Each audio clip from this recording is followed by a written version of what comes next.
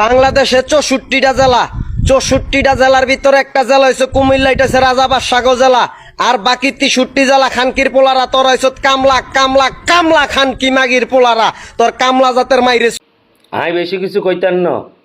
আর তো ধারণা কন্ডম দুর্ঘটনা যে সময় হয়েছে না, ইগার আব্বার মাথার মধ্যে সেই সময় হেলমেট আসিল। আর নয় আর ইগার আজাদান্যাগার দোষ, আর নয়তো বা ইগার দরনিগার দোষ। এইরকম একটা ছেলে যদি একটা ডিস্ট্রিক্টে থাকে তাহলে পুরাটা ডিস্ট্রিক্টের বদনাম। আর যা কইন না 63 জেলার ভাই বোনেরা আপনারাই কই যান, এরে কে অধিকার দিছে নিজের জেলার সুনাম কইরা বাকি 63 জেলাকে ছোট কইরা এভাবে গালি দিতে? আর আপনারাই কমেন্টে কই যান, ইগা কি আসলে কি কন্ডম দুর্ঘটনায় জন্ম হয়েছে, নাকি আজাদান্যাগার দোষ, নাকি ইগা ধরনীগার দোষ? দোষ তো একটা আছে, না হলে নিজের ডিস্ট্রিক্টকে ভালো কইরা আর 63 জেলাকে কিভাবে একটা ছেলে গালি দেয়? আর এইরকম তো একটা ছেলে থাকলে পুরা ডিস্ট্রিক্টের বদনাম।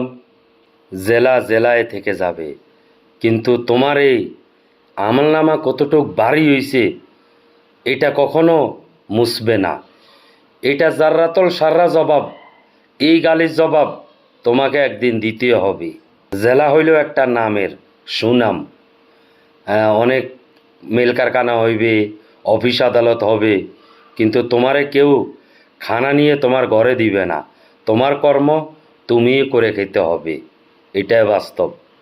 আর এভাবে গালিগালাজ না করিয়া সুন্দরভাবে নিজের জেলার প্রতিবাদ জানাও, নিজের জেলার যেসব ভালো দিকগুলো আছে ওগুলা বাকি 63 জেলার কাছে তুলে ধরো, নিজের সুনাম করো, নিজের এলাকার সুনাম করো। এটাই হলো অরিজিনাল প্রতিবাদ।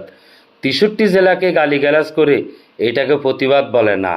এটা তুমি তোমার জেলার পরিচয় দিয়ে গেলা, তুমি কোন বংশের ছেলে এটারও পরিচয় দিয়ে গেলা। ধন্যবাদ, ভালো থাকবে।